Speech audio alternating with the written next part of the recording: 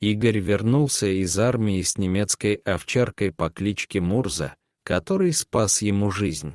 Пес беспрекословно слушался Игоря и часто вызывал удивление у прохожих. Игорь не использовал поводок, считая это унижением для собаки.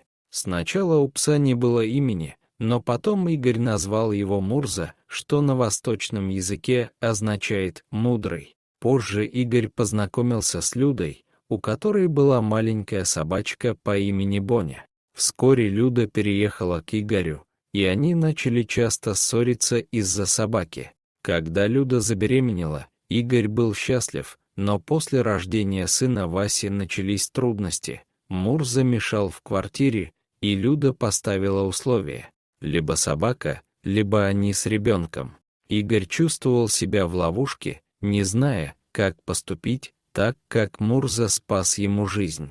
В итоге он прицепил собаке поводок и повел в лес. Игорь, переполненный эмоциями, оставил пса в лесу. Мурза, привязанный к дереву, начал выть, в надежде, что хозяин вернется.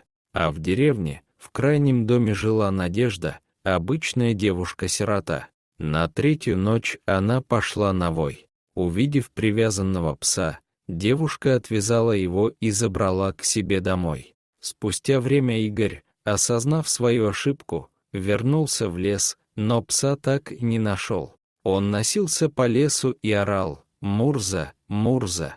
Он представления не имел, где оставил свою собаку, своего спасителя, друга.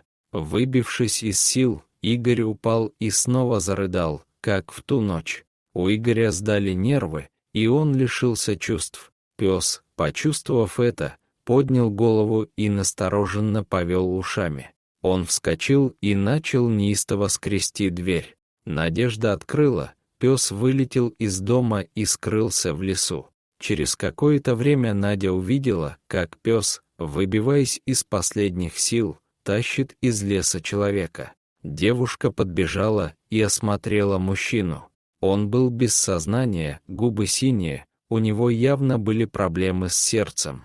Девушка закрыла пса дома и сбегала за фельдшером. Игоря привели в сознание, и Надежда позвала его к себе.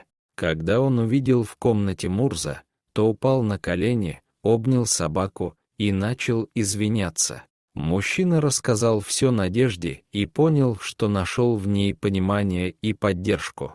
Когда он собирается уходить, Мурза отказывается идти с ним, и Надя замечает, что собака, возможно, уже нашла свой дом. Игорь осознает, что и сам нашел свое место.